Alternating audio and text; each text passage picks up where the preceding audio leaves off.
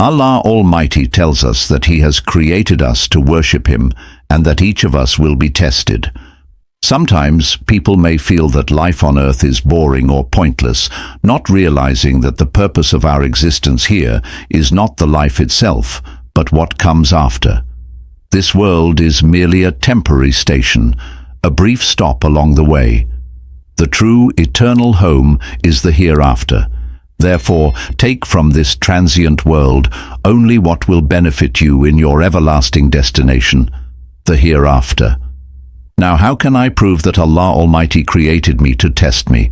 It's quite simple. None of us has the full package, not one. No one has the full package. No matter who you are, no matter what you have, it's not the full package. You will definitely have some things, and you will not have some things. You might have some things that facilitate an easy life for you in certain aspects on earth, but some things others will have that you do not have.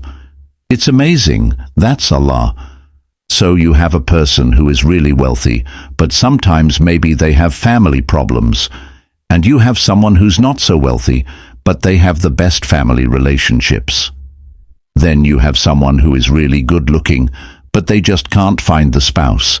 And then you have someone whom the world considers mediocre. And why I say the world considers them mediocre is because the world can say, this is pretty, this is not so pretty, and that keeps changing over time. You know, long back it was a little bit different, and now it's becoming a little bit different. But Allah has created everyone pretty and handsome and good-looking in their own right.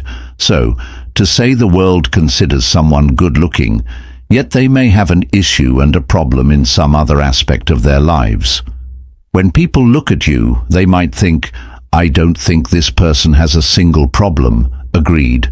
But you know that you have so many problems, so many issues. You struggle with your children sometimes.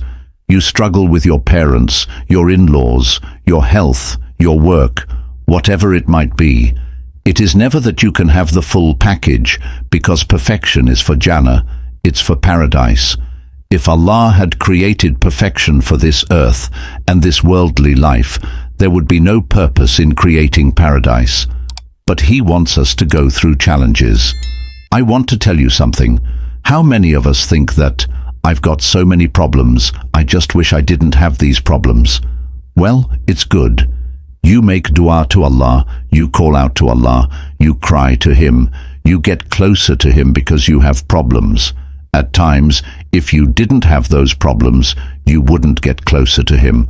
But what you don't realize, and this is a very deep point, sometimes as a result of doors that Allah closed for you, He's opened for you what He actually gave you beyond other people.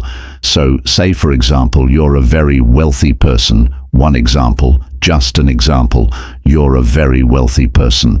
Perhaps that wealth has come to you because it's part of your package, where Allah did not give you certain things.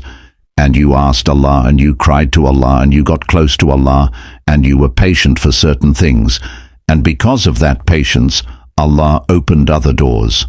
Allah says, indeed, with hardship comes ease, not necessarily the same ease, not necessarily connected to that hardship.